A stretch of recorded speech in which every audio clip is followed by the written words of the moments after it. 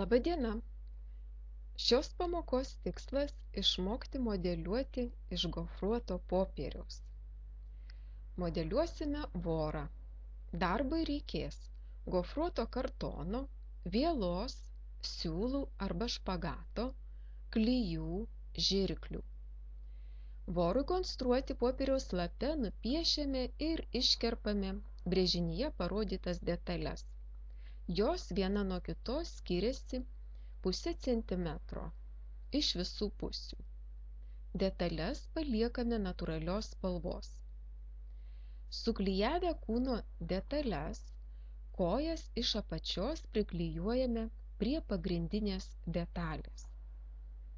Voratinkliui naudojame vielą, kurią apipiname, apsukame siūlais. Paskutinę eilę apriškite piniukų technikos įvijiniu mazgu. Voro dydį renkatės patys. Vorą galite nuspalvinti jums patinkančiomis spalvomis, kiekvieną detalę atskirai.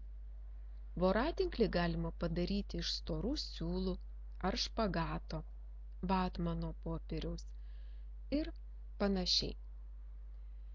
Jeigu jums nepatinka voras, darykite bitutę arba drugelį, tačiau būtinai naudokite gofruotą popierių. Linkiu sėkmingo darbo. Mokytoja Lina.